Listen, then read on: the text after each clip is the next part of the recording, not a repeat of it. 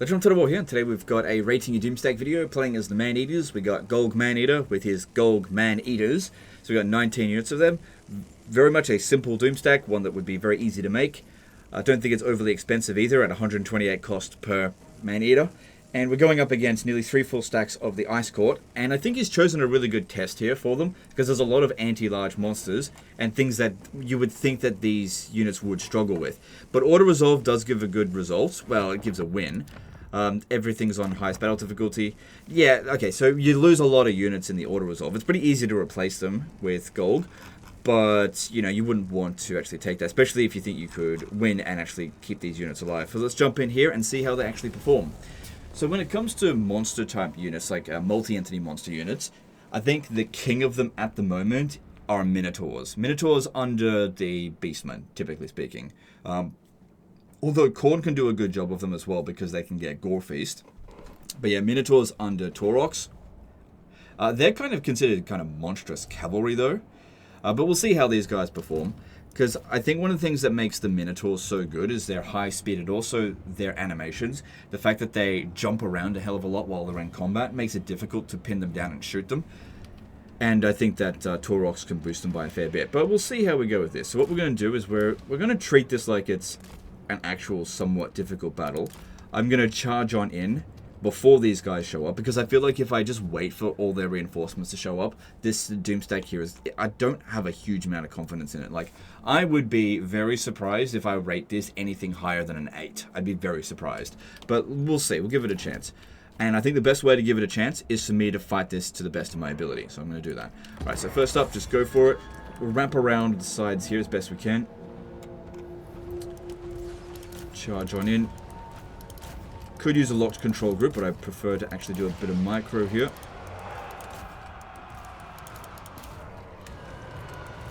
Even if that makes it slightly less efficient in some areas. Because otherwise, if I just use a locked control group, the units on the flank here, they're not going to go around quite as effectively. So we've got some abilities here. Yeah, pop that down. We want to kill this army as quickly as possible because we don't want to get pinned down for the next one. We don't want to still be fighting here when these guys show up.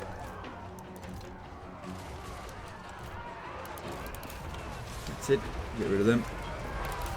Can't really do much about these horse archers. We do have some missile resistance on these guys, so that helps a bit. And we are able to heal using Meat Feast.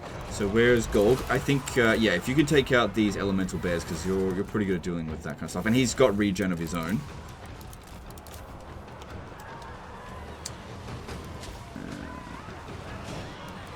I need some more charging so that we can heal this one before it takes any casualties.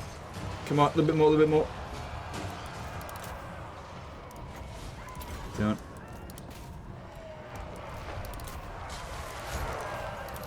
Gotta watch out for them because they've got incoming healing modifier minus 100%. But luckily this unit is on the other side of the battlefield, so it's not going to be affected by that.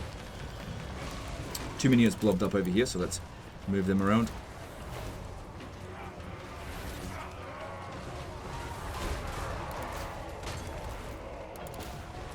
Really important to try to pin down the heavy war sleds, because they'll keep shooting even though they're in melee. And you can see they are doing a fair bit of damage. Don't worry about them. They're not that big of a deal. Definitely expected the Warbear Riders to dish out more damage to us, so they're doing well against an anti-large unit. Bit worried about the little Groms that are coming in, because they're pretty damn good at taking out monster units, and we're blobbed up over here. We don't want that. Okay, so I'm probably not going to be able to catch this, unless I use this, maybe then. Because it will severely slow them down. Alright, I need to get... No, Golg's still dealing with this stuff over here. Good, we actually caught them with that, so that's good. Alright, so when dealing with the little Groms, I think the best thing for us to do is actually fall back a little bit. And try to get out of their range a bit further. Come back. Didn't manage to get rid of Katarin just yet, but that's okay. Let's move back. So the bounty power is actually not in our favor right now. So the Auto Resolver was maybe being generous to this army. So maybe it's a good Auto Resolve army, I don't know. But yeah, I know that those little Groms are going to smash us. Actually, I think Golg can stay here and keep fighting. I don't see a problem with that. We also want to charge up a bit more of this if possible.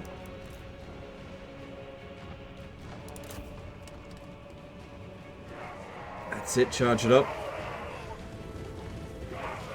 So this one here, that's gotten 4,000 damage on us, and that's a piece of shit unit. Well, we've got heal, and they don't. Alright, maybe if I can get Golg over to the little Groms, that would be okay. It's doing just fine at the moment. Bit pinned down.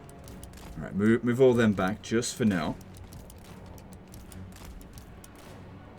Yeah, can't do much about that. I could pop that down on them again, but they're low on ammo, so I don't think that's a high priority. Man, Golga's not taking any damage. Not sure why.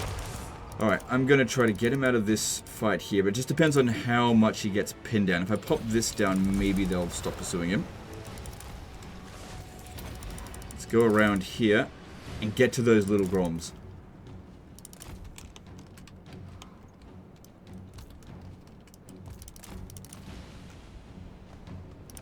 That's it. Because, yeah, I know that they are going to do a lot of damage to monstrous infantry, because a single shot from a little Grom can easily kill a monster unit, because it just has so much damage output in a single shot. Yeah, you've got to get in there. Can't really get back much further there. But if... Ooh, is that gonna...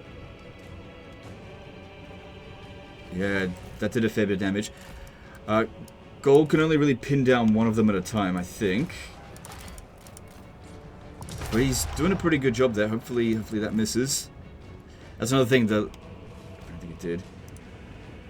A little... Oh my god, it's already done 3,000 damage after just hitting once. Jeez. Those are no joke. And you can see they don't care at all about Golg. They're going for the man-eaters. I think that one missed. Yeah, best we just destroy one of them and then go for the other one. Just gonna have to suck that up for now. Good thing Golg's got enough mass that he can just punch through this. Because, yeah, I definitely want to charge in here, but not while those ones are shooting at us. Oh my god, that is so much damage. Alright, well. It's not going to be long before Golg sorts them out, so let's just charge back in now.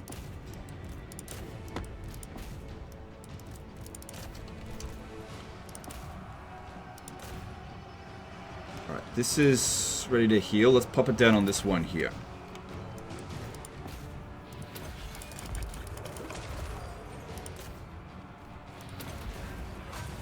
Okay, that's it. One's almost gone.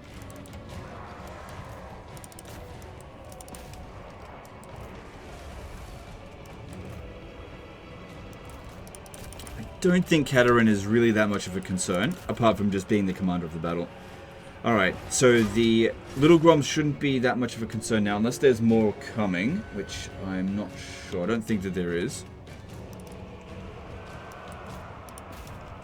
So anti-large infantry don't seem to be that big of a concern either. Anti-large cavalry... Oh, those Empire Knights, I don't count. The Oath Brothers of Tor are not doing very much damage to them. Don't worry about Katarин. Definitely want to worry about the Streltsies. Okay, we got a couple of units that are pretty badly damaged over here. Alright, all the... Yeah, they're all gone. Okay, that's good. Yeah, this is where we're getting hit the hardest at the moment. They're very vulnerable to getting shot. Super bloody vulnerable. You need to punch through this. We're just getting shot too heavily here. So, if you go up against like an all melee army, I don't think you're gonna have a problem with this army. But any sort of missile units, and yeah, you could really struggle. So these three here are our most damaged. I'm gonna try to pull them out and withdraw them from the battlefield, because they've only taken half casualties so far. Like I said, there's limited amount of healing that we can potentially do, and one of these units is very close to suffering critical damage. This one here is about to suffer a lot as well. So yeah, these ones here, get them out of there before they take severe casualties.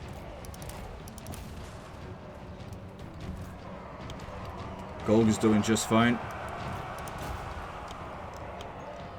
Wouldn't bother about using this since we're not in a blob. Okay, maybe I can keep them on the battlefield if I just keep them over here. That way we preserve a bit of our balance of power, and maybe I could heal them later. Not that it would matter post-battle, but just for balance of power's sake. I probably won't be healing them, to be honest. More important units. Ones that have more entities we'll get more value out of. This one here is also a bit too badly damaged. I'm going to pull it out. Anything that hits below 10, that's when we start to pull them out. So this one over here is taking a fair bit of damage. Seems like the center is where we're suffering the most. Golg is doing just fine out there. That's no problem at all. So these ones, get them out. This one here was suffering. Yeah, okay. Right, where's this heal coming in? Let's pop it down on this one here. Because, well, it was at full strength, and then it, well, full numbers, but then they suffered a casualty right before I hit it. We just inflicted the army losses. So this is a better result than auto-resolve, for sure. Well, we didn't wipe out the enemy forces, which an auto-resolve would have wiped them out. None of our units got wiped out, and this one here is the most damage unit. So all of our units are just a little bit above full strength at the worst case. And of course, by our blood, they hang out for a little bit longer.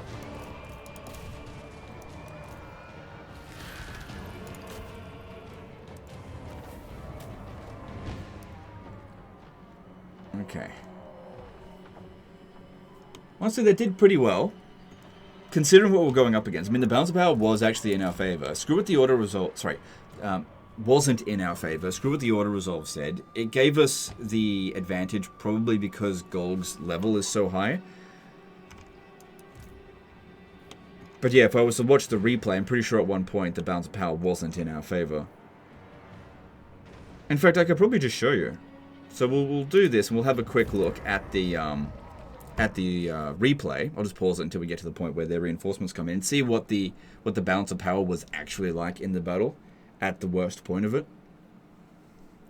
But overall, I tried to make sure that our units didn't take too much damage, which, in terms of casualties, that's not too bad, I think, considering what we inflicted on them. But yeah, you'd really want to make sure not to go up against multiple stages of enemy. Like, this is not an endurance army, that's for sure. It's one that you go up against one enemy.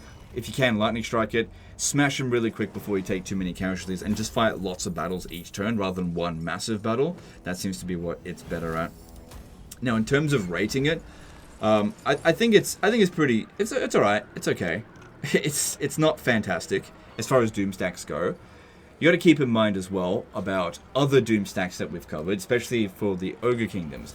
Like we just recently covered the Thunder Tusk Doom stack. Alright, so we'll pause that there. Save it there, I mean. Even though it's on Legendary difficulty, it's never on Iron Man mode. The Thunder Tusk was like a 10 out of 10. That was like a fantastic army. If we had gone up against this with that army, we wouldn't have taken much damage at all. I'm very confident of that. I'd probably give this probably like an 8.5. Bit higher than I actually thought I was going to give it. I thought I was going to give it something along the lines of 7.5. Maybe 8. Because I do think that this has got a lot of vulnerabilities. Because while it does have good combat stats in melee attack, and it's okay melee defense, its overall resistances don't really lead it to being a very good, like, Doom stack for dealing with 4 full stacks, which is sort of like the benchmark for rating things at 10 out of 10. Just because it can win a battle, especially when the auto-resolve gave an okay result, that's not really a mark of a 10 out of 10 army. So I'd probably give it, yeah, I'd say 8 out of 10. It's an alright army, and it's pretty cheap for Golg, so it's definitely sort of like the way to go for him. And varying up your Doom stacks, there's nothing wrong with doing that. But yeah, now I'll just go check out the replay, and we'll see what the bounce power was actually like in the battle.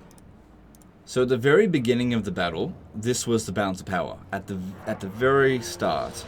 So we definitely were stronger than one of their armies, that's no question. So this is the replay of the battle that I just fought. Now I'll just pause it until the actual reinforcements show up. So this is where the reinforcements are showing up, and we're smashing Katarin's army, but we can see the balance of power is actually slipping away from us. And yeah, this is where the music started to shift, and you can see here that they still had a fair amount of reinforcements still to come in. And that is just ever so slightly tilted away from the middle. So yeah, the balance of power definitely wasn't in our favor. In terms of the auto-resolve, it doesn't always just give it to the winner who has the most balance of power. It's largely an indication of it, and usually units that are particularly high tier and commanded by high-level lords will be given a bit of a boost, sometimes unfairly so. Like, you might have a really shit lord at level 50 be given an auto-resolve boost, but there's no reason for it. So this is a bit weird with that. So we can see here, yeah, the auto-resolve, the bounce power was definitely out of favor at this point here. Alright, cool. So, overall, the rating, I'm going to stick by the 8 out of 10, because it is, at the end of the day, fairly easy to make this army compared to Thunder Tusks, and it's a much cheaper army. I got to take that into consideration as well. This is definitely the army for Golg Maneater, because he boosts them by absolutely tons.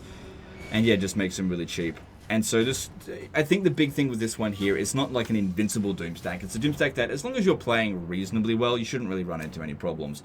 As long as you are not going up against the beginning of an endgame crisis, 4 full stacks sitting in one area, unless it's something like the vampire accounts, because if they don't have any artillery, I don't think you're going to have any problems. Because, like I said, melee combat stats are fine.